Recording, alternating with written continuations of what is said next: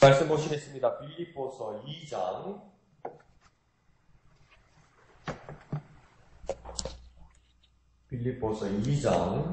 1절에서 11절까지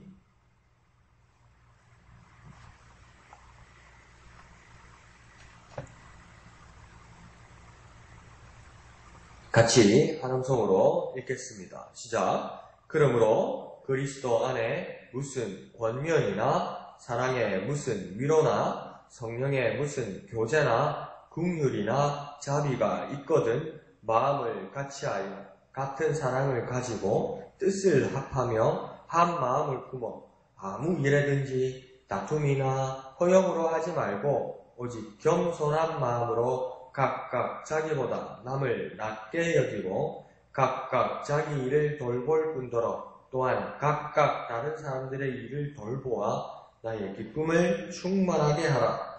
너희 안에 이 마음을 품으라. 곧 그리스도 예수의 마음이니 그는 근본 하나님의 본체시나 하나님과 동등됨을 취할 것으로 여기지 아니하시고 오히려 자기를 비워 종의 형체를 가지사 사람들과 같이 되셨고 사람의 모양으로 나타나서 자기를 낮추시고 죽기까지 복종하셨으니 곧 십자가에 죽으심이라.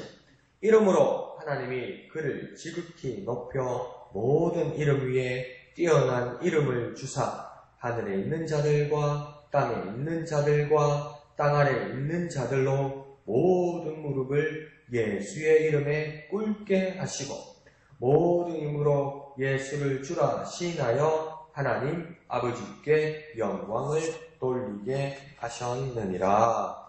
아멘. 오늘 본문을 보면 여러 가지 뜻들이 있지만 바울의 어떤 내면들이 같이 있습니다. 그러니까 지금 빌립보 교회에 분열이 일어난 겁니다. 그러니까 빌립보 교회를 세웠던 바울이 빌립보 교회를 향한 사랑이 있었는데 로마 감옥이 있었어요. 근데 로마 감옥이 있다는 소식을 듣고 여전히 바울을 위하는 교인들이 있었고 바울을 반대하는 사람들이 이렇게 들고 일어났던 겁니다. 그러니까 감옥에 있는 동안 이런 일이 일어났다는 게 참 마음 아픈 일이죠. 이 일에 대해서 바울이 아주 차분하게 권면하는 그 모습을 보여줍니다. 그래서 저하고 좀 많이 다른 모습이죠. 저 같으면 되게 분노할 것 같은데 바울은 아주 차분하게 이렇게 타이르는 모습이 오늘 본문에 지금 나오고 있는 겁니다. 그래서 1절을 보면 여러 사역과 성품과 또 은사와 아름다운 모습들이 있다고 이야기합니다. 그래서 1절에 여러 사역과 은사의 모습이 나오는데 권면이 있고 또 사랑의 위로가 있고 교제, 긍휼, 자비 등으로 이 여러 가지들의 은사와 성품과 모양들이 나타납니다. 그런데 이 모두가 1절에 뭐라고 이야기하냐면 어디에 있어서 나타나냐고 이야기하냐면 그리스도 안에 있어서 나타나는 것이라고 이야기합니다. 나에게 여러 재능과 여러 은사와 여러 사역과 여러 봉사의 모습이 나타날지라도 이것은 우열, 위와 아래를 따질 수 있는 것이 아니라 이 모든 것이 한 분이신 그리스도 안에서 나타나는 것이다. 그러니까 그리스도께서 필요에 따라 나누어 주시고 배분해 주시고 사역을 임명하시는 것이다. 이렇게 이해해야 된다는 겁니다. 그러니까 높고 낮음이 교회 안에 있을 수가 없지요. 왜요? 그리스도가 누구에게는 높고 누구에게는 낮은 분이 아니라 그리스도는 우리 안에 계신 주인이시기 때문인 겁니다. 자, 그러면서 2절에서는 또 1절에 이 다양한 은사와 봉사와 사역과 재능들이 나타나지만 지향하는 것, 바라보는 것, 목표로 하는 것이 2절에 있다고 이야기합니다. 그 2절의 맨 끝에 뭐라고 되어 있냐면 단 하나, 한 마음이라고 이야기하는 겁니다. 그러니까 여러 사역과 여러 은사들과 여러 봉사들이 있을지라도 단 하나를 지향하고 있다. 단 하나를 향하고 있다. 그건 뭐냐면 한 마음이다. 이 한 마음이 되기 위해서 2절 앞에 보면 뭘 해야 되냐면 우선 마음들을 같이 해야 한다. 두 번째는 사람의 여러 사랑의 모양이 있지만 같은 사랑을 품어야 된다. 나는 이런 방식으로 사랑하고 나는 이런 방식으로 사랑해서 부딪히거나 갈라지는 것이 아니라 같은 사랑을 품어야 한다. 그렇게 함으로써 또 뜻들을 합하는 과정이 있어야 된다. 나는 이 뜻이다. 나는 이 뜻이다. 다 좋은 뜻들이죠. 그러나 합의하고 또 그리스도 안에서 뜻을 하나로 합해야 된다는 겁니다. 난 모르겠어. 나는 이렇게 할 거야. 이러면 안 되고, 교회 안에서 뜻을 합해야 된다. 이렇게 말하는 겁니다. 그런 과정들이 있어야 마음들이 합하여진 하나의 마음이 되는 것이다. 그러니까 하나의 마음이 되기 위해서 바울은 뭐라고 이야기하냐면 사랑과 뜻을 합하는 적극적인 참여가 있어야 한다. 모든 그리스도인들이, 모든 교회 안의 공동체와 성도들이 하나가 되어야 된다. 사랑과 뜻을 합해야 한다. 그렇게 바울이 이야기하는 겁니다. 그래서 한 마음은 그것을 통해서만 가능한 겁니다. 우리의 삶을 한번 생각해 봅시다. 예수 그리스도만큼 우리의 다양성을 그렇게 인정하시고 또 존중하시는 분은 없습니다. 우리는요, 우리가 가지고 있는 경험, 우리가 가지고 있는 한계 그 이상으로 다른 사람을 이해하지 못할 때가 많아요. 그래서 우리는 어떡합니까? 참는 것도 많고, 성격이 급한 사람은 막 물어대고 이러잖아요. 그 차이가 뭐냐면 서로가 이해하기가 좀 힘든 부분이 있기 때문입니다. 그러니까 우리들의 한계죠. 근데 그리스도 예수만큼 우리의 모든 것을 아시는 분이 없습니다. 우리의 모든 각자의 부분을 알고 그 다양성을 인정하시는 분이 없습니다. 그러니까 왜 그렇습니까? 그가 우리를 지으신 분이고 또 우리의 일거수일투 중 모두를 아시는 분이기 때문에 우리를 다 이해할 수 있고 우리를 다 존중하실 수 있는 겁니다. 그러니까 우리를 다 이해하시고 우리를 다 존중하시는 그 그리스도의 사랑이 얼마나 깊고 얼마나 넓겠습니까? 이게 얼마나 그리스도의 사랑이 깊고 얼마나 그리스도의 사랑이 넓기에 이 모든 우리를 다 이해하실 수 있겠습니까? 그러니까 그 사랑에, 그 그리스도 예수의 사랑에 감동된 사람은 하나의 마음이 될 수밖에 없다는 겁니다. 그러니까 우리가 공동체 안에서, 우리가 교회 안에서, 우리가 성도들로서 하나의 마음이 되는 곳에 내가 합하지 못한다면 나에게 어떤 진단 결과가 나오냐면 내가 그리스도의 사랑에 아직 감동되지 못했다는 겁니다. 그러니까 내가 하나의 마음이 되기 위해서 우리가 공동체에서 하나가 되기 위해서 우리는 어떤 기도를 해야 되냐면 내가 그리스도의 깊은 사랑을 깨닫게 하여 주옵소서. 내가 그리스도의 깊은 사랑 안에 있게 하여 주옵소서. 이런 기도가 우리에게 일어나야만 하는 겁니다. 그러니까 존중받는 각자들을 시작해서 하나가 되는, 하나의 마음이 되는 우리 목양의 교회, 목양의 공동체가 되셔야만 하는 것입니다. 자, 이 하나의 마음이 되기 위해서 있어서는 안 될 것들이 있다고 3절에 말하고 있습니다. 3절에서는 하나의 마음이 되기 위해서는 없어져야 할 것, 절대 있어서는 안 될 것 두 가지를 지금 바울이 지금 짚어서 이야기하고 있습니다. 첫 번째는 다툼이고 두 번째는 허용입니다. 한 마음이 되기 위한 그 공동체 안에서, 그리스도의 공동체 안에서 가장 위험한 성격의 것들이 무엇이냐면 다툼과 허용이다.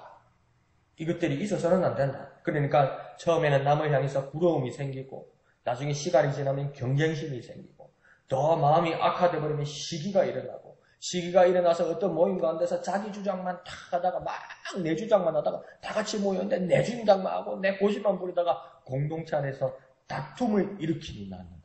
그러니까 또 공동체 안에서 자기 자랑을 해서 저 사람이 이만큼 됐다고 그러니까 또 자기 자랑을 하기 위해서 막 이야기를 만드는데 그걸 뭐라고 지금 이야기하는 겁니까? 바울이 허영이다. 아닌데 있는 것처럼 만들어버린다. 부풀어버린다. 허영이다. 그러니까 뭐 이런 거 있지 않습니까? 누가 막 어떤 사람이 와가지고 내가 천국 갔다 왔습니다.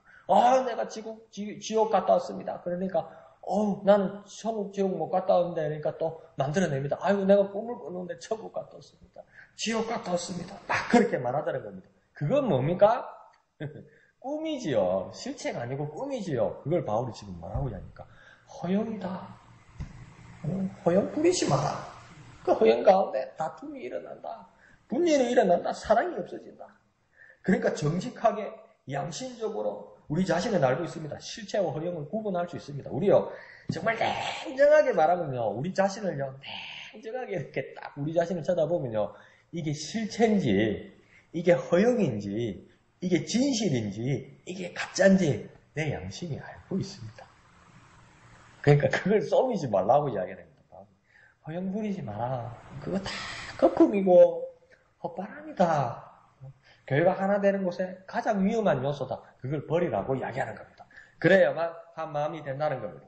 자, 그러면서 3절 하반절에 아까 본 3절 하반절에 오직 단 하나의 방법 그 길을 제시하고 있는 겁니다. 그래서 하반절에 보면 오직 이렇게 시작하잖아요. 그죠? 오직 단 하나의 길 방법이 있는데 그것은 뭐라고 이야기하냐면 겸손한 마음이다. 다툼이나 허영을 걷어내고 거기에 무엇이 들어가 있어야 되냐면 대신 겸손한 마음이 들어가야 한다. 이렇게 지금 바울이 이야기하는 겁니다. 그러면 다 각자 나름으로 겸손에 대해서 설명하고 이해할 수 있어요. 그래서 이 겸손에 대해서 각자의 마음과 각자의 뜻으로 이야기할까 봐서 부연으로 설명됐습니다. 3절에 보면, 하반절에 보면 오직 겸손한 마음으로, 그 다음 그 겸손한 마음이 무슨 뜻인지 지금 옆에 설명을 하고 있습니다. 무슨 뜻입니까? 각각 자기보다 남을 낮게 여기고, 이게 겸손한 마음이라는 겁니다. 그러니까 한 사람 한 사람을, 이 사람은 나보다 좀 똑똑하니까, 이 사람은 나보다 권력을 가지고 있으니까, 이 사람은 나보다 낫다, 이 정도가 아니라 한 사람 한 사람, 각각 한 사람을 나보다 낮게 여기고 높게 여기고, 이것이 뭡니까? 겸손한 마음이라는 겁니다. 내가 대하는 한 사람 한 사람을 높게 여기고 나는 그 대신 낮은 자리로 임하는 것이 겸손한 마음이라는 것입니다. 그래야만 우리 모두가 그리스도 안에서 한 마음이 될 수가 있다는 겁니다. 바울은 그렇게 권면하고 있습니다. 그래서 4절은 이게서 더하여서 그리스도 안에서 한 마음을 품어 겸손한 사람은 또 어떤 일을 나타낸다고 4절은 이야기하냐면 각각 자기 일을 돌본다. 이 쉽게 말해서 이건 무슨 뜻이냐면 남에게 부담을 주거나 민폐를 끼치지 않는다는 겁니다. 겸손한 사람은 뭐냐면 남에게 부담을 주지 않는다는 겁니다. 남들에게 힘든 마음을 주지 않는다는 겁니다. 더 이상 연약해지지 않고 어떤 여유를 가지고 충만한 마음을 가져야 된다는 겁니다. 그래서 뭡니까? 성령의 충만함을 받아라 이렇게 이야기하잖아요. 충만함은 뭡니까? 내 분량이 이만큼이면, 내 그릇이 이만큼이면 이 정도로 채워가지고 어느 정도 채워가지고 그냥 지내는 것이 아니라 뭡니까? 충만한 뭡니까? 가득 채운다는 거 아닙니까? 가득 채워서 찰찰찰 흘러 넘칠 정도로 채운다는 거 아닙니까? 내가 가득 차서 넘칠 만큼 채우면 뭡니까? 내가 남는 것을 가지고 뭘 할 수 있습니까? 남을 도와줄 수 있다는 겁니다. 더 이상 남을 도움받는 자리에 있지 말고 남을 도와주는 자리에 있으라. 그래서 어떻게 말합니까? 4절에 보면 자기 일들을 돌본 뿐더러 또한 각각 다른 사람의 일들을 돌보라고 이야기하는 겁니다. 나는 충만하고 나는 넘쳐나서 이제 나는 도움을 받는 자리에서 돕는 자리로 옮겨가라는 겁니다. 그러니까 충만의 이유는 그겁니다. 내가 충만해서 남을 도움받는 자리에서 이제 나는 남을 도울 수 있는 자리까지 가라는 겁니다. 그럴 때 4절 맨 끝에서 뭐라고 합니까? 4절 맨 끝에 나의 기쁨을 충만하게 하라. 이 나의 기쁨을 충만하게 하라는 뜻은 나 바울의 기쁨을, 그리고 오늘날 우리 목회자들의 기쁨을, 더 나아가서 주님의 기쁨이 되게 하라 이 말입니다. 그러니까 각자의 성도들이 더 이상 제자리 걸음하지 않고 도전을 주는 메시지에 반응하고 그래서 충만해지고 다른 사람들을 돌아보는 적극적인 성도가 된다는 것은 이것은 목회자들의 큰 희열이고 이건 주님의 기쁨입니다. 더 이상 제자리 걸음하지 말고 더 이상 뒷걸음질 쳐지 말고 주님께서 주신 도전의 말씀에 대해서 그 말씀을 받아서 앞으로 나가고 충만히 채워져서 다른 사람들 돌보고 하나가 되는 이것을 바라볼 때 목회자의 마음이 얼마나 감동이 되겠습니까? 주님은 얼마나 큰 기쁨이 되겠습니까? 그런 모습을 가지라 바울이 이야기하는 겁니다. 에이, 나는 아닙니다. 나는 내가 뭘 하겠습니까? 아니, 주님이 당신을 향한 비전은 그거라는 겁니다. 주님이 우리를 향한 그런 소망을 가지고 계시다는 겁니다. 그 주님의 기쁨이 되는 저와 여러분 되시기를 부탁드립니다. 자, 5절은 바울은 빌립보 교인들에게 한 모범과 모델을 권면합니다. 그러면서 어떤 걸 권면하냐면 처음 시작할 때 어떤 마음이라고 합니다. 마음을 품으라고 이야기합니다. 이 마음은 어떤 마음인지 처음에는 알 수 없습니다. 그러니까 마음은 밖에 있지 않고 안에 있는 겁니다. 그러니까 내 겉모습과 외모가 어떻게 열악하고 여전해지고 혹여 나아질지라도 그 안에 그보다도 더, 그 외모보다 더, 그 외양보다도 더 품어야 할 것은 그 안에 마음이라고 이야기하는 겁니다. 그 마음이 있는데 그 마음이 어떤 마음이라고 지금 5절에 이야기하냐면 그리스도 예수의 마음이다. 마음이 여러 가지가 있다. 그러니까 모든 사람들은 어떤 것이건 그 속에 어떤 마음을 품어야 되는데 사람들은 각자의 마음이 가지고 있는데 빌립보 교인, 목양 교인, 하나님의 자녀들은 동일하게 그리스도 예수의 마음을 가져야 한다. 나의 세계관, 나의 관념, 나의 어떤 마음, 가치관을 가지는 건 다 중요한데 그보다도 모든 그리스도인과 목양의 공동체와 빌립보 교인들은 단 하나의 마음, 그리스도 예수의 마음을 가져야 한다. 그 말을 지금 바울이 하고 있습니다. 그러면서 6절을 보면 이제 마음으로 끝나지 않고 자세와 행동으로 나아가고 있다고 지금 말하고 있습니다. 그래서 뭡니까? 6절에서 그 설명을 하면서 예수 그는 근본 그렇게 말하고 있습니다. 이 근본은 원래 이 말입니다. 그러니까 근본 여기서 예수의 근본을 이야기할 때는 어느 정도냐면 창세전에 영원 때부터 그분이 계셨다는 것을 지금 이야기하고 있는 것입니다. 그러면서 그 예수가 어떤 분이라고 이야기하냐면 하나님의 본체였다 이렇게 말씀하고 있습니다. 하나님의 본체였다는 말은 하나님의 본질이었다. 하나님의 속성이었다. 하나님의 위치와 하나님의 지위에 있었던 분이었다.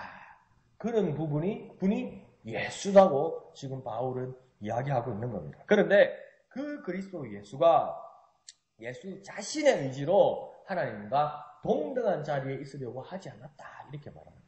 그러니까 동등한 자리, 하나님과 동등한 위치에 있는 이 자리와 반열에서 하나님이 내려가라고 그런 것이 아니라 하나님이 내려가라고 명령한 것이 아니라 예수 그리스도 그는 스스로 자기 의지로 하나님과 동등됨을 취할 것을 여기지 않으시고 겸손해지셨다는 겁니다. 그러니까 겸손이란 모습이요. 사람은요, 자기 자신의 처지를 아는 것은 그런 겸손은 아닙니다. 그냥 뭘까요? 자각이죠, 자각. 그냥 깨달음이죠. 그런데 그게 그냥 깨달음인데 그게 깨달음이 잦으면 청승이 되고 또 자학이 되고 비판이 되는 겁니다. 그러니까 예수의 겸손의 모습은 뭡니까? 원래는 하나님의 반열의 자리인데 자기가 자신의 의지로 스스로 낮은 자리로 임했다는 겁니다. 그러니까 예수의 지금 마음이 자세와 태도로 지금 변하기까지 하는 겁니다. 그런데 7절을 보면 이제 겸손한 자세로만 끝나지 않습니다. 어떤 행동을 예수님이 하시냐면 자기를 비워 이렇게 이야기합니다. 자기를 비웠다는 겁니까? 빈 그릇을 만들었다는 겁니다. 자기 안에 가득 차 있었어요. 자기에 충만하게 차 있었어요. 자기 지위도 아주 높았어요. 아주 만족할 만한 상태예요. 그런데 그 자기의 모든 것을 비워버렸다 이렇게 합니다. 비우면서 무엇을 했냐면 종의 형체인 사람과 같이 되었다. 그러니까 낮은 자세와 낮은 태도로부터 더욱더 적극적으로 낮은 곳으로 스스로 임하게 되었다는 겁니다. 이게요. 마음만을 가진 것이 아니고요. 태도를 가진 분이 행동으로 낮은 자리로 임하게 되었다는 겁니다. 진짜 마음먹은 사람은요, 마음으로 끝나지 않습니다. 내가 이거 해야 되는데 그게 100% 마음이 아니라서 자세가 안 나오고 행동이 안 나오는 거예요. 우리는 해야 되는데 안 하는 거예요. 사실은 그 차이입니다. 그러니까 겟세마네 동산에서 제자들이 그렇게 막 졸고 있을 때 예수님 하시는 말이 마음은 원이로되 육신이 약하도다. 이 말씀의 또 한 뜻은 뭐냐면 100% 마음이 아니라는 제자의 마음을 알았던 거예요. 100% 마음이면 안 그런다는 거예요. 100% 마음이면 행동한다는 겁니다. 그러니까 예수는 뭡니까? 100% 마음이셨으니까 100% 자세를 가지고 100% 행동하시더라는 겁니다. 자, 8절은 심지어 사람들 중에서도 이제 사람의 자리로 임한 것 정도가 아니라 자신을 낮추시고 더 낮은 자리를 찾았던 겁니다. 하나님의 아들 하나님께서 하나님의 반열이 있던 분께서 사람의 자리로까지 임하셨으면 이거보다 더 감동적이고 이거보다 더 큰 뉴스, 빅뉴스가 어디 있습니까? 근데 그 정도가 아니라 사람의 자리에 오셔서 어떻게까지 또 찾아보시고 계시냐면 사람 자리 중에서도 가장 낮은 자리가 어딜까를 찾으시고 그 자리로 가셨다는 겁니다. 그 자리가 어디입니까? 죽음의 자리로 갔고 십자가 자리로 갔다는 겁니다. 여러분, 사람 중에 지금 멀쩡하게 살아있는데 있는데 죽기를 원하는 사람이 어디 있습니까? 죽는데도 비참하고 고통스럽게 십자가에 죽기를 원하는 사람이 어디 있습니까? 없지요. 사람도 안 그래요. 그러니까 사람이 안 그러려고 하는 자리예요. 십자가는요, 죽음은요. 그런데 예수가 그 자리까지 찾아가셨다는 겁니다. 그러니까 예수의 모습은 자기를 비우시고 겸손하시고 이제 헌신하시고 죽으려 하시고 그리고 희생의 자리까지 적극적으로 역행의 자리로 가는 삶이 예수 그리스도의 모습, 예수 그리스도의 마음으로 시작된 것이라고 이야기하는 겁니다. 자, 그러면 이 예수의 모습을 보고 저와 여러분이 비워내야 할 마음은 어떤 것입니까? 저와 여러분이 가지고 있는 욕심과 욕정과 탐욕과 이 모든 것들을 비워내야 할 모습은 어떤 것입니까? 그리고 취해야 할 겸손의 태도는 무엇입니까? 이것은 나 자신뿐만 아니라 누구에게 얼마만큼 해야만 합니까? 헌신 대신에 헌신하고 대신 목숨이라도 내놓을 상대는 누구입니까? 그들에게 목숨까지 내어놓을지라도 그를 구원하고 하나님 앞에 나오게 해야 할 상대와 헌신의 상대는 누구입니까? 오늘 결정하셔야만 한다는 겁니다. 자, 9절은 이런 예수의 모습에 대해서 하나님이 드디어 반응하시고 정리하시고 일하십니다. 그러니까 여기서 하나님의 활동이 8절까지 안 나왔잖아요. 그죠? 근데 드디어 예수께서 죽으시는 모습을 보고 9절에 하나님이 반응하시고 이제 일하십니다. 그러면서 어떡합니까? 예수님은 자신을 높일 수 있음에도 불구하고 예수님 자신이 자신을 높이지 않으시니까 낮고 천한 죽음의 자리로 자원하여 들어가시기까지 하니까 하나님께서는 무엇을 하시냐면 그 역으로 예수를 높이시기 시작한다는 겁니다. 예수가 스스로 자기 자신을 낮추기 시작하니까 하나님께서 스스로 일어나셔서 그 예수를 이제 반대로 높이시기 시작하더라는 겁니다. 근데 높이는데 어느 정도로 높였다고 9절에 말하고 있습니까? 지극히 높였다고 이야기합니다. 최고로 높였다는 겁니다. 하나님의 최선을 다해서 높이셨다는 겁니다. 그러니까요, 내가 나를 높이고 내가 나를 자랑하면요, 무리수도 있고요, 나를 교만하게 만듭니다. 사람의 말이요, 100% 그대로 전달되지가 않습니다. 사람의 말은요, 100% 진실로 전달되지가 않습니다. 뭐가 만들어지고요, 뭐가 부풀려지고요, 뭐가 깎여버려요. 사람의 말은요. 그렇지 않아요? 그러니까 내 자신에 대해서 말한다고 나는 말하지만, 사실을 말한다고 말하지만, 그것을 말하다 보면 내 자랑이 되어버리고, 내 교만이 되어버리고, 잘못하면 범죄가 되어버리고, 잘못하면 거짓말이 되어버리는 겁니다. 그런데 하나님이 적극 세워주시면 이건 진실이고 이건 놀라운 거라는 겁니다. 하나님께서 그 일을 예수를 위해 했다는 겁니다. 그러면 첫 번째로 내가 해야 할 일은 무엇입니까? 저와 여러분이 해야 될 일은 무엇입니까? 예수 그리스도처럼 이 말 낮은 자리가 어딘지를 찾아야만 합니다. 내가 이 말 낮은 자리가 어디인지, 내가 이 말 겸손한 자리가 어딘지 그 자리를 찾아야 합니다. 찾아야 합니다. 정말 진실하게 겸손하게 내가 낮은 자리를 찾으면 하나님께서 결국은 우리를 높여주실 겁니다. 내가 내 자랑하지 않더라도요, 내가 내 자부심을 갖지 않더라도요, 하나님께서 만민들 앞에서, 만물들 앞에서 나를 높이 세워주실 것입니다. 그래서 세워주시는 일은 하나님의 할 일이고, 내가 해야 할 일은 무엇입니까? 낮은 자리를 임하는 겁니다. 예수님처럼. 우리 이 말 낮은 자리를 찾으시길 바랍니다. 자, 9절 하반절에서 하나님이 계속해서 예수를 위해서 무엇을 하냐면 모든 이름 위에 뛰어난 이름을 주셨다, 이렇게 이야기합니다. 그런데 이 뛰어난 이름이 오늘 생명의 산 오른쪽에도 뭐라고 이야기하냐면 퀴리오스다. 이 말이 퀴리오스란 말은 뭐냐면 헬라어인데, 퀴리오스란 말은 주님이란 뜻입니다. 주님. 그러니까 이제 예수란 자가 우리가 볼 때는, 우리가 만약에 예수님 시대에 살고 있었으면 예수란 자가 능력도 행하고 뭐 나름대로 착하게 살고 나름대로 뭐 어떤 뭐랄까요, 뉴스거리 이야기를 하더니 죽어버렸단 말이죠. 그냥 역사적인 인물이에요. 예수가 진짜 살았다는 것을 내 눈으로 봤다고 치자고요. 근데 그 예수가 뭐냐는 거예요. 근데 그 예수를 뭐라고 지금 하나님은 이야기하냐면 뛰어난 이름 주라고 이야기했다는 겁니다. 드디어 하나님께서 이름을 세웠다는 겁니다. 그가 주다. 예수 그가 주다. 이 주라는 키리오스라는 뜻은 뭐냐면요, 이 키리오스가 히브리어는 뭘로 대체가 되냐면요, 여러분 깜짝 놀랄 거예요.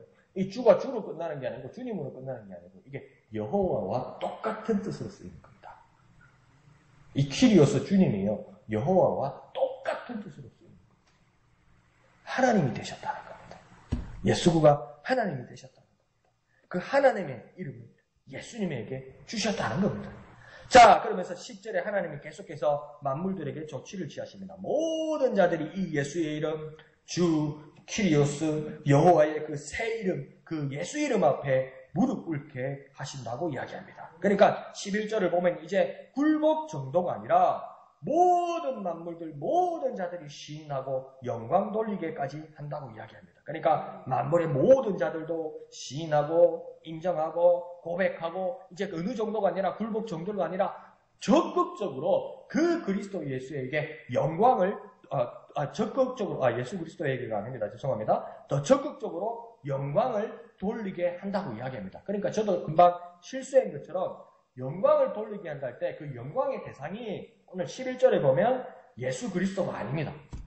저도 말실수를 했는데 오늘 11절에 보면 영광의 대상이 예수 그리스도가 아닙니다. 누구라고 되어 있습니까? 하나님 아버지께 영광을 돌리게 하셨느니라 이렇게 이야기합니다. 그러니까 이게 얼마나 놀라운 거냐면요. 예수님이 완전 복권됐잖아요. 예수님의 명예가 완전히 복권됐고 하나님의 동명된 바늘로 이제 완전히 올라가셨고 하나님께서 그것을 인정하셨고 지극히 높으셨고 뛰어난 이름 퀴리오스 주라는 이름까지 주셨는데도 그러면 영광 받을만 하잖아요. 그러니까 하나님 앞에서 예수님은 어떤 일을 하셨냐면 자기가 영광 받지 않고 하나님 아버지께 영광을 돌렸다는 겁니다. 그러니까 영광 완전 복권된 상태에서도 예수가 하는 일은 뭐냐면 끝까지 겸손합니다. 하나님 앞에서 끝까지 겸손합니다. 우리 인생이 완전하게 하나님 앞에 결론이 나서 하나님 아버지 앞에 가는 순간이라도 그 영광을 내가 혼자 누리려고 하면 안 되고 적극 아버지 하나님께 영광을 돌릴 수 있는 겸손이 끝까지 가야 된다는 겁니다요. 이제 판결 났다. 이제 끝났다면서 긴장 풀고 그냥 내가 다 누리려다. 그러면 안 된다는 겁니다. 근데 예수가 그런 모습을 보여주셨다는 겁니다. 자, 오늘 말씀을 정리하겠습니다. 모든 말씀을 보면 겸손도 있고 예수도 있고 하나님도 있고 그런 것이 있지만 오늘 본문에 가장 많이 반복되는 단어가 있습니다. 그게 뭐냐면요. 가만히 찾아보면 마음입니다. 마음. 오늘 집에서 본문에다가 그 생명의 삶에다 동그라미를 한번 치보십시오. 마음이라는 단어가 그렇게 계속 반복돼요. 마음이요, 마음. 이 왜 마음이 계속 반복될까요? 태도와 자세와 행동과 고백은 마음에서 시작돼요. 마음대로 행동대로 마음 따로 말 따로 이렇게 되는 게 아닙니다. 그건요 사람의 모습도 예수님의 모습도 동일한 겁니다. 그래서 바울이 5절에 시작하는 말이 뭡니까? 예수 그리스도의 마음을 품다는 겁니다. 마음에서 시작된다는 겁니다. 그러니까 내 마음은 막 여기에서 끌어오르는데 내 마음은 입에까지 참는 거 이거 정말 위대하고 잘하는 건데요. 오늘 바울이 말하는 건 뭐냐면 마음까지도 바꿔라는 겁니다. 왜 마음에는 아직 너의 범죄와 너의 화남과 너의 스트레스와 너의 인간적인 방법이 여전히 왜 그렇게 남아있냐는 겁니다. 마음을 갈아버리라고요. 마음을 뭘로 갈아버리냐면 예수 그리스도의 마음으로 바꿔버리라. 그러니까 입이나 행동만 제어되지 않습니다. 입이나 행동만 제어되지 않습니다. 입이나 행동이 어디서 나오는 겁니까? 이 마음에서 나오는 겁니다. 그러니까 바울은 마음을 바꾸라. 뭘로? 예수의 마음으로 바꾸라는 겁니다. 숨기지 못하는 이 마음입니다. 이 마음이 예수 그리스도의 마음으로 품게 하소서 그렇게 기도하셔서 정말 놀랍게 변화되는 저와 여러분 되시기를 거룩하신 예수님의 이름으로 축원드립니다. 기도하겠습니다. 거룩하신 아버지 하나님 크신 은혜에 감사드립니다. 우리의 마음이 오직 주님께로 향하게 하여 주옵소서. 우리의 마음이 예수 그리스도의 마음으로 가득 채워지고 변화되게 하여 주옵소서. 겸손한 예수의 모습 닮을 수 있는 우리들이 되게 은혜 베풀어 주시옵소서. 모든 것을 감사드리며 거룩하신 예수 그리스도의 이름으로 간절히 기도하옵나이다. 아멘. 네, 목사님께서 대전에서 이제 차를 구입하셨답니다. 그래서 오늘 가지고 이렇게 저녁에 내려오신다고 그러는데요. 그래서 오늘 예배 시간에는 영희 집사님 나가고 나면 제가 집사님 뒷문은 잠글게요. 앞문을 열어둘게요. 그렇게 하시고 목사님 오시는 길도 이렇게 안전하게 오실 수 있도록 여러분 기도해 주시기를 부탁드립니다. 그리고 오늘 금요 저녁 밤 기도회 심야기도회 있습니다. 모두 나오셔서 기도하시고 은혜 받으시기를 부탁드립니다. 토요일 예배당 미화와 식당 사역자들을 위해서 기도해 주시기를 부탁드립니다. 주일 찬양대와 특별히 말씀을 전하시는 담임 목사님을 위해서 더욱 기도해 주시기를 부탁드립니다. 오후 큐티 나눔과 또 오후 예배를 위해서도 또 기도해 주시기를 부탁드립니다. 그리고 각자의 기도의 제목을 가지고 이 시간 다 같이 기도하겠습니다. 거룩하신 주님 은혜를 감사드립니다.